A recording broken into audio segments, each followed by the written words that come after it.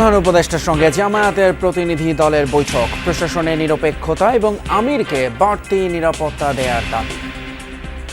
একটি অন্যতম প্রধান দল হিসেবে সমভাবে বাংলাদেশ জামাত ইসলামীর মহতারাম আমিরকে প্রধানকে সম আচরণ দিতে হবে। লতিফ সিদ্দিকী টিকলেও শেষ দিনের আপিলে বিএনপির কয়েক প্রার্থীর মনোনয়ন বাতিল। ছাত্রদলের ইসি ঘেরাও, পক্ষপাতের অভিযোগ মির্জা ফখরুলের। আমরা মনে করি যে নির্বাচন কমিশন অনেকগুলো ক্ষেত্রেই তারা তাদের কার্যকলাপের মধ্য দিয়ে প্রশ্নবিদ্ধ আচরণ করছে। জুলাই শহীদ পরিবারের কষ্টের কথা শুনে আবেগ আপ্লুত তারেক রহমান বললেন, নিরাপদ রাষ্ট্র প্রতিষ্ঠা না হলে শোক গাথা চলতেই থাকবে। আমরা যদি একটি নিরাপদ গণতান্ত্রিক বাংলাদেশ প্রতিষ্ঠা করতে ব্যর্থ হই আগামী দিনে, তাহলে এইভাবেই আমাদেরকে শোক সমাবেশ আর শোক গাথা চলতে থাকবে। ফ্লাড দুর্নীতি মামলায় শেখ হাসিনা, টিউলিপ, ববি সহ 18 জনের বিরুদ্ধে রায় 2 ফেব্রুয়ারি। গুমের মামলায় 25 মার্চ তদন্ত প্রতিবেদন দেওয়ার নির্দেশ ট্রাইব্যুনালের।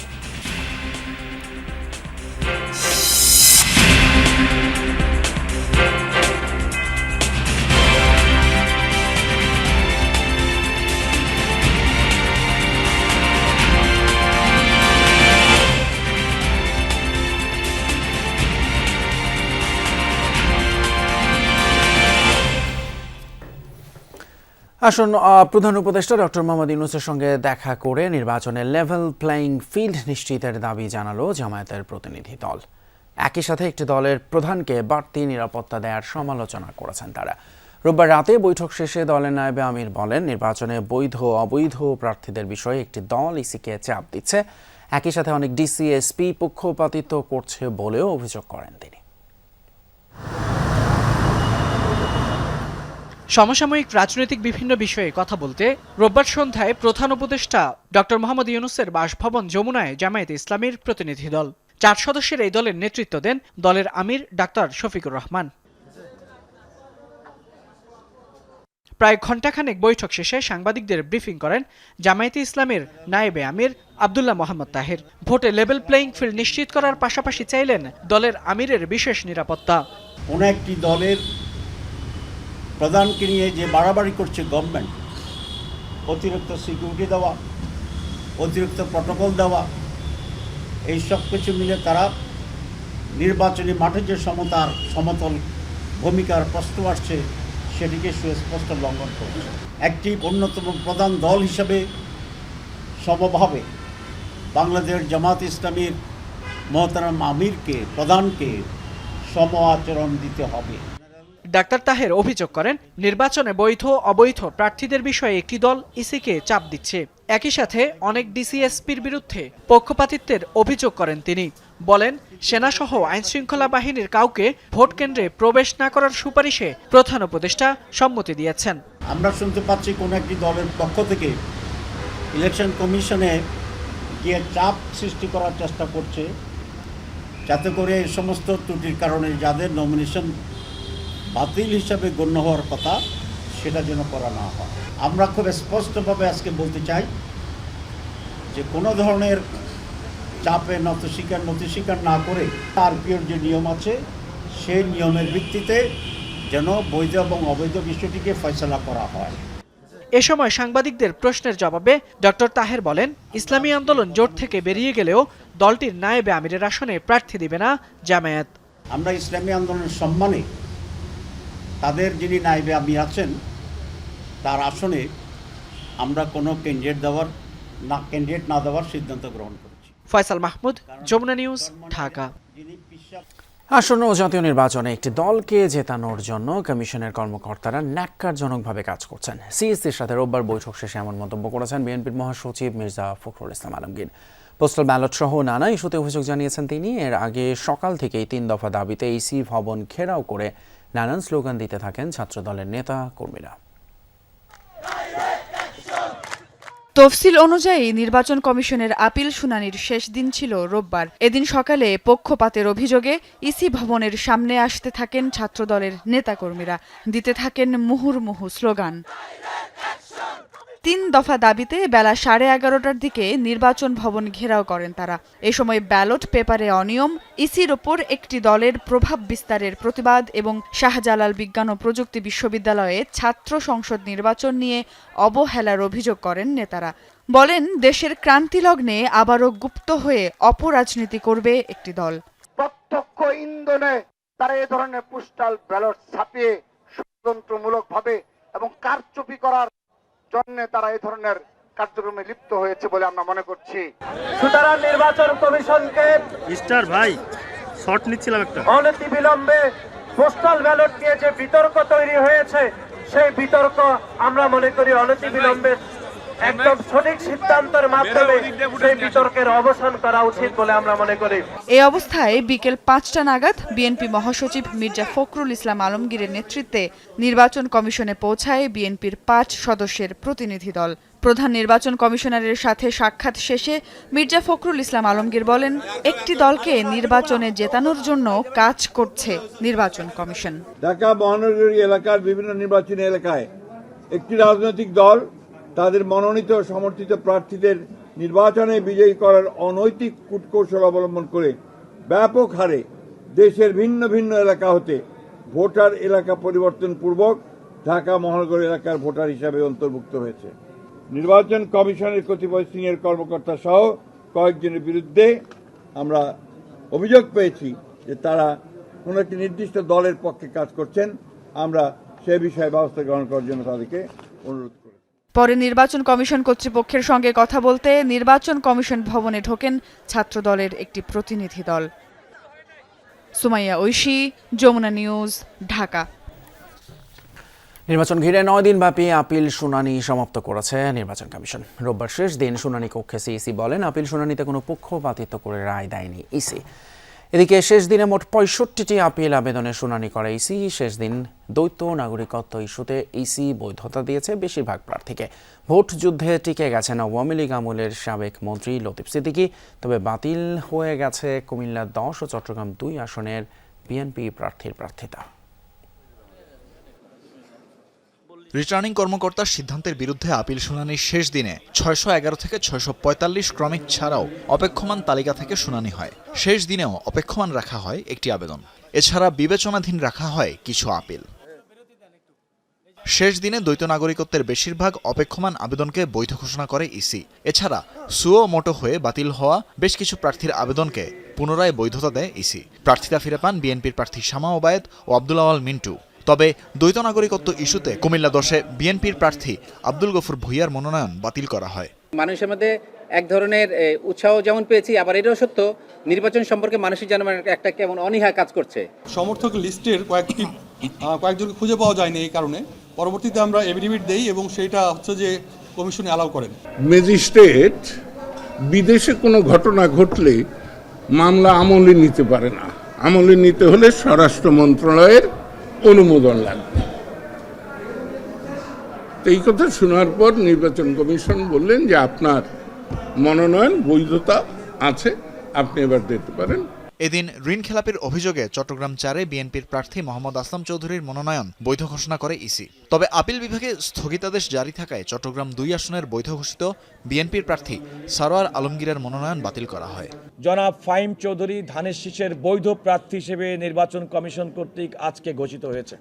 একটা সাধারণ একটা গাইডলাইনের মতো করে তারা একটা চিন্তা করেছেন এবং আমাদের বক্তব্যটা সেটাই ছিল যে সংবিধান সম্মতভাবে কোনো ব্যক্তি যিনি দ্বৈত নাগরিক তিনি যদি মনোনয়নপত্র জমাদানের পূর্বে তার নাগরিকত্ব ত্যাগ করেন তাহলে সাংবিধানিকভাবে তিনি নির্বাচনে প্রার্থী হওয়ার জন্য যোগ্য। জামাতে ইসলামীর আইনজীবী জানান, দ্বৈত নাগরিকত্ব ইস্যুতে বাতিল হওয়া সব প্রার্থিতা গ্রহণ করেছে ইসি। এদিকে শেষ দিনে জাতীয় পার্টির 2টি আপিল মঞ্জুর হয়। আজকে আপিল শুনানির শেষ দিন। আমরা এখন পর্যন্ত আপিলে প্রায় 38টি আপিল মঞ্জুর হয়েছে এবং হাইকোর্ট থেকে আমরা এখন পর্যন্ত 4টি প্রার্থীর বৈধতা হাইকোর্ট থেকে পেয়েছি। ডুয়েল সিটিজেনশিপে ইস্যুতে আমাদের যে কয়টা সিট বাতিল করা হয়েছিল সবগুলো আজকে অ্যালাউ করা হয়েছে। যশোর, ঢাকা, কুড়িগ্রাম, চট্টগ্রাম। শুনানি শেষে সিইসি সুন্দর মতো ভোট সমাপ্ত করতে সকলের সহযোগিতা চান। বলেন ইসি অংশগ্রহণমূলক নির্বাচন চায়। এর আগে কক্ষে কমিশনার আবুল ফজল মোহাম্মদ সানুল্লাহ বলেন, আইন অনুমোদন করায় ঋণ খেলাপিদের বৈধতা দিতে হয়েছে কমিশনকে। তানভীর মৌসুম, যমুনা নিউজ, ঢাকা। অন্যদিকে নির্বাচন কমিশন সংবিধানের বাইরে গিয়ে বিএনপির 20 জনেরও অধিক দ্বৈত নাগরিকদের বৈধতা দেওয়ার চেষ্টা করছে বলে অভিযোগ করেছেন এনসিপির নির্বাচন পরিচালনা কমিটির চেয়ারম্যান আসিফ মাহমুদ সজীব ভূঁইয়া। রোববার রাতে এনসিপি কার্যালয়ে এক সংবাদ সম্মেলনে তিনি বলেন, নির্বাচন কমিশন সুষ্ঠু এবং নিরপেক্ষ নির্বাচন আয়োজনের যোগ্যতা হারিয়েছে। আপিল শুনানির রায় দেওয়ার পূর্বে বিএনপি মহাসচিব সহ 5 জনের দলের সাথে বৈঠক করা নিয়েও আপত্তি জানান তিনি। বলেন, নির্বাচন কমিশনের এমন একপেশে আচরণের প্রেক্ষিতে এনসিপি নির্বাচনে অংশগ্রহণ করবে কিনা তা নিয়ে নতুন করে ভাবতে হবে। আসিফ মাহমুদ জানান, সোমবার প্রধান উপদেষ্টা এবং এনসিপির অংশীজনদের সাথে বৈঠক করে পরবর্তী সিদ্ধান্ত জানাবে দলটি।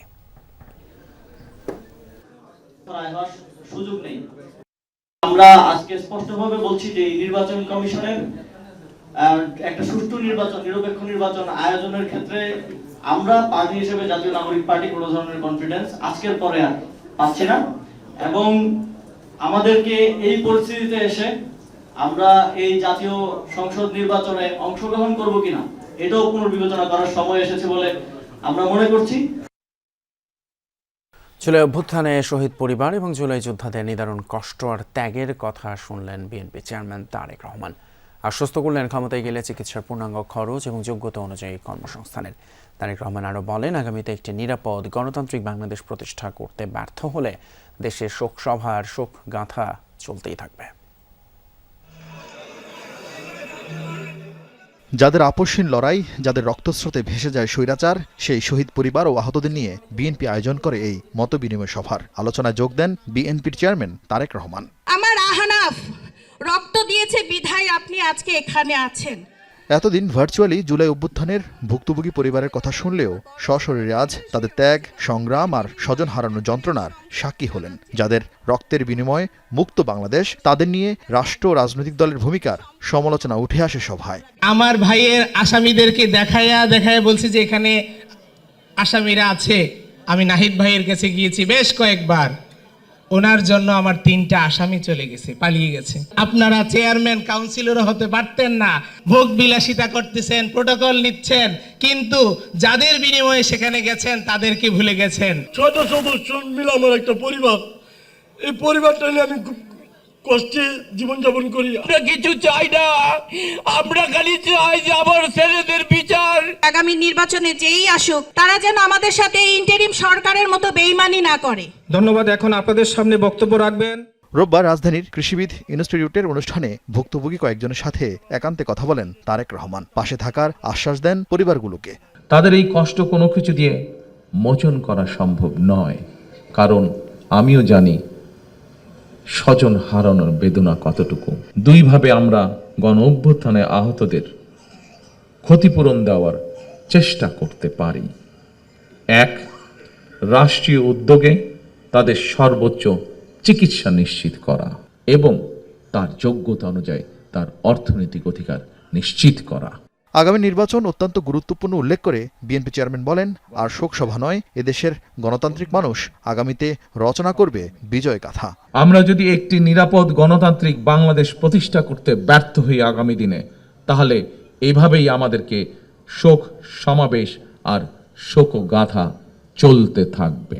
আর শোক গাথা বা শোক সমাবেশ নয়, বরং আসুন গণতান্ত্রিক আমি মানুষ আগামীর বাংলাদেশে গণতন্ত্রের বিজয় গাথা রচনা করবে ইনশাআল্লাহ।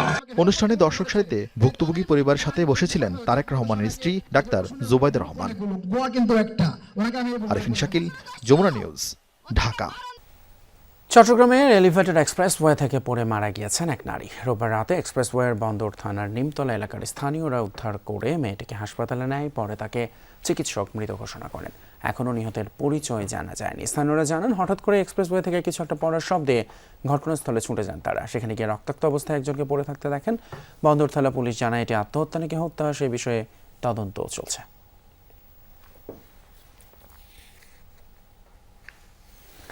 পরকীয়ার জেরে দিনাজপুরে স্বামীকে হত্যার অভিযোগ উঠেছে স্ত্রীর বিরুদ্ধে। রোববার পুলিশ সংবাদ সম্মেলনে জানায়, গেল 12 ডিসেম্বর রাতে দিনাজপুরের বীরগঞ্জের চৌপুকুরিয়া গ্রামে নিজের শোবার ঘর থেকে উদ্ধার হয় দানিউল ইসলামের মরদেহ। এই ঘটনায় পরদিন নিহতের স্ত্রী পপি বীরগঞ্জ থানায় অজ্ঞাত কয়েকজনকে আসামি করে হত্যা মামলা করেন। তদন্তে বেরিয়ে আসে স্ত্রীর পরকীয়া ও পারিবারিক কলহ নিয়ে পাল্টাপাল্টি মামলা করেছিলেন এই দম্পতি। এরই জেরে ঝগড়ার পর পপি ভাড়াটিয়া খুনি দিয়ে হত্যা করেন দানিউলকে। এই ঘটনায় পপি এবং তার প্রেমিক শাহ আলম কল্লোল সহ 3 জনকে গ্রেপ্তার করা হয়েছে।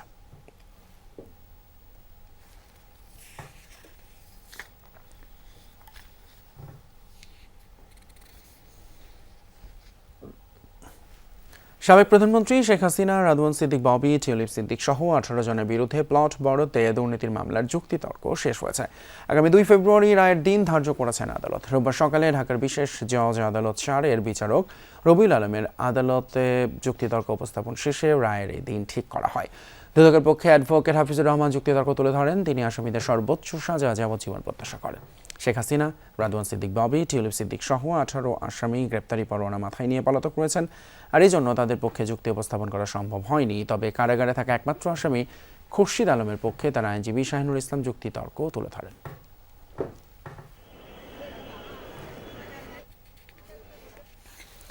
মোহাম্মদপুরে মাহমুদুর রহমান সৈকত সহ 9 জনকে হত্যায় শেখ ফজলেন ও তাপস, জাহাঙ্গীর কবির নানক সহ 28 আসামির বিরুদ্ধে অভিযোগ আমলে নিয়ে গ্রেপ্তারি পরোয়ানা জারি করেছেন ট্রাইব্যুনাল।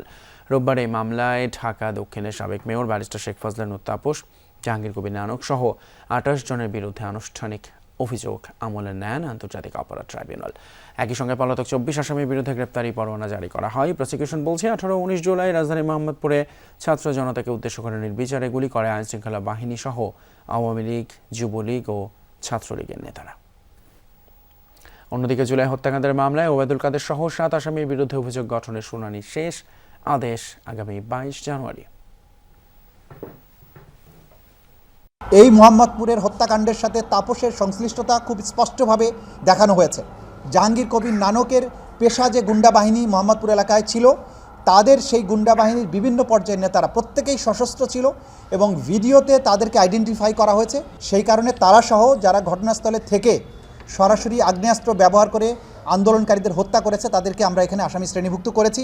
চট্টগ্রামে গৃহবধূ রাইসা হত্যার বিচার দাবিতে মানববন্ধন করেছে নিহতের পরিবার এবং এলাকার মানুষজন। পূর্ব মাদারবাড়ি সিটি কর্পোরেশন বালিকা বিদ্যালয়ের সামনে এই কর্মসূচিতে আরও অভিযোগ করেন, ভালোবেসে তৌসিফকে বিয়ে করেছিলেন রাইসা। এরপর যৌতুকের দাবিতে স্বামী ও শ্বশুর শাশুড়ির নির্যাতন চলত। গত বছরের 5 নভেম্বর নির্যাতনের এক পর্যায়ে হত্যা করে তা আত্মহত্যা বলে চালিয়ে দেন বলে অভিযোগ করেন মানববন্ধনকারীরা। স্বামী গ্রেপ্তার হলেও অন্য আসামিদের না ধরায় ক্ষোভ প্রকাশ করেন তারা। রংপুরে চীনা রাষ্ট্রদূতের সাথে বৈঠক করেছেন তিস্তা বাঁচাও নদী বাঁচাও পরিষদের নেতাকর্মীরা। রোববার রাতে মহানগরীর গ্র্যান্ড প্যালেস হোটেলে এই বৈঠক অনুষ্ঠিত হয়। পরে তিস্তা আন্দোলনের নেতারা জানান, পানি বন্টন কৌশল নিয়ে আলোচনা হয়েছে। বৈঠকে তিস্তা বাঁচাও নদী বাঁচাও পরিষদের নেতাকর্মীরা তিস্তা নিয়ে বিভিন্ন সমস্যা তুলে ধরেন। তারা জানান, তিস্তা মহাপরিকল্পনা নিয়ে চীনা সরকার আন্তরিক। নির্বাচিত সরকারের সাথে চুক্তি বাস্তবায়নের ইচ্ছে প্রকাশ করেছেন রাষ্ট্রদূত ইয়াও ওয়েন। আন্তর্জাতিক এবারে ইরান সরকারের সমর্থনে ব্যাপক বিক্ষোভ হয়েছে তুরস্কে। দেশটির সবচেয়ে বড় শহর ইস্তানবুলে খামেনি প্রশাসনকে সমর্থন জানিয়ে রাস্তায় নামেন কয়েকশো মানুষ। রোববার যুক্তরাষ্ট্রের কনসুলেটের বাইরে আয়োজিত হয় বিক্ষোভটি। প্রতিকূল আবহাওয়া উপেক্ষা করে এতে যোগ দেন বিক্ষোভকারীরা। এ সময় ইরানের সর্বোচ্চ নেতা আয়াতুল্লাহ খামেনি এবং ইসলামী প্রজাতন্ত্রের জনক আয়াতুল্লাহ রুহুল্লাহ খামেনি ছবি হাতে নিয়ে স্লোগান দেন আন্দোলনরতরা। পোড়ানো হয় যুক্তরাষ্ট্র ও ইসরায়েলের পতাকাও। এ সময় ওয়াশিংটন ও তেল আবিবের বিরুদ্ধে ইরানের সরকার বিরোধী বিক্ষোভ ফসিয়ে দেওয়ার অভিযোগ তোলেন বিক্ষোভকারীরা। দাবি, খামেনি প্রশাসনের বিরুদ্ধে জনগণকে উস্কে দেওয়ার পেছনে কলকাঠি নেড়েছে যুক্তরাষ্ট্র। এই ছিল আমাদের যমুনা নিউজের এখনকার আয়োজন। এতক্ষণ সাথে থাকার জন্য ধন্যবাদ আপনাদের সবাইকে।